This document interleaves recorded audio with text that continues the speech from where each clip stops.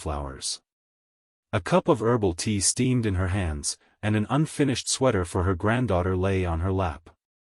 Life seemed to be getting better, but just a year ago she couldn't have imagined she would smile again. The ringing of her cell phone suddenly broke the morning silence of the country house. "Mom, I'm coming tomorrow and I'm not alone." Her daughter Katya's voice sounded excited. "I have a special someone, his name is Maxim. I want you to meet him." Elena put down the garden shears and felt her heart beat faster. "Katenka, when did you have time?" "Okay, fine, dear, we'll be waiting for you." Hanging up, she hurried to her husband. Boris was pottering around in the shed, repairing an old lawn mower. "Bor," she shouted from the doorway. "Drop what you're doing. Katya's arriving tomorrow with her boyfriend." Her husband raised his head, wiping his hands on an old rag. Well. I didn't even know she had a boyfriend." "Oh well. Then we must give him a proper welcome." That evening, the couple prepared as if for a big holiday. Elena kneaded pie dough, and Boris cleaned. The dacha was turning into a model home. By lunchtime the next day, the property was spotlessly clean, and the table was set with the best dishes Elena could cook. Soon, an expensive foreign car pulled into the yard. Katya got out with a bouquet of peonies. And then an elegant woman in a formal suit and a young man with glasses. "Mom, Dad, meet." Katya fidgeted with the strap of her handbag.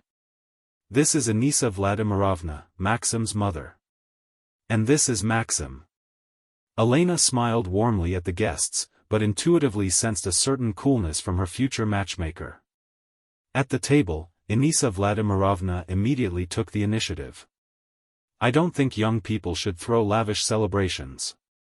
A simple marriage registration at the Legislative Assembly and that's it. Katya, you've already received an education." "Excellent. I've already found a vacancy for you at our company. The young couple will rent an apartment in our area, and in a year or so they'll be able to take out a mortgage." "Maxim, tell us about our plans." Maxim nodded. "We have a certain amount for a down payment. Not a huge amount, of course, but it's a start." Anisa Vladimirovna looked expectantly at Katya's parents. Boris cleared his throat. "Well, since our daughter is getting married, we will also help the young family. We also have some savings." After the wedding, life went on as usual. Elena and Boris kept a small farm at their dacha, chickens, scythes, and piglets. In the fall, they slaughtered a pig, and Boris took an hour of meat to the young ones in town. Elena waited for her husband to come home, but he was delayed for several days. At first, he answered the phone, saying he was visiting his daughter. Then the phone went unanswered. The woman wasn't worried, she took care of the housework. She made homemade cheese, made jam, and prepared pickles for her matchmaker. She really wanted to establish a relationship with Anisa Vladimirovna. But when Boris returned, Elena's life collapsed overnight. "I'm leaving you," he said dryly, packing his things into a suitcase. "I've been planning to for a long time, I was just waiting for Katya to settle in. I can't pretend anymore. The feelings are gone." Elena stood there thunderstruck.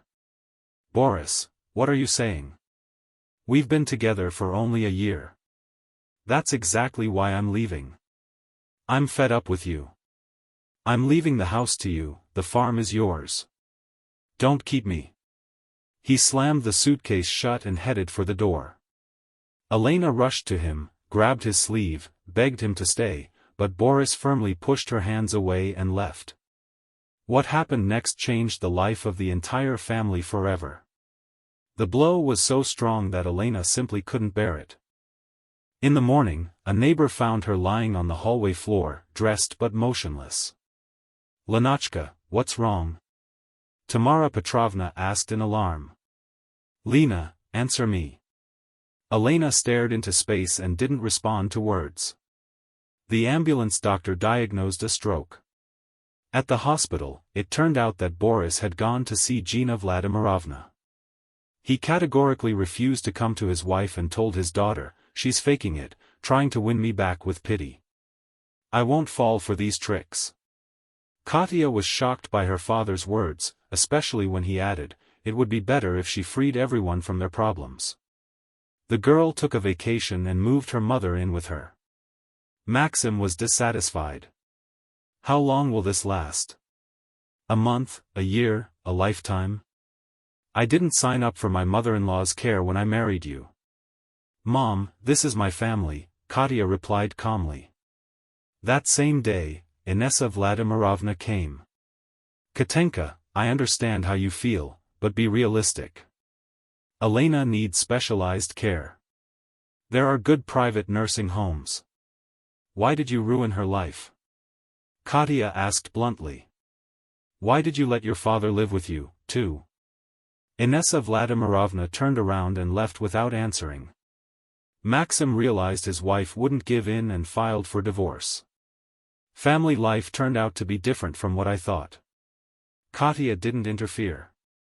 Thank God, they didn't have children, and the money they had put aside for the mortgage was used for their mother's treatment. At the rehabilitation center, Elena met Zinaida, a woman recovering from a car accident. "Before the accident, I was like a zombie," Zina said.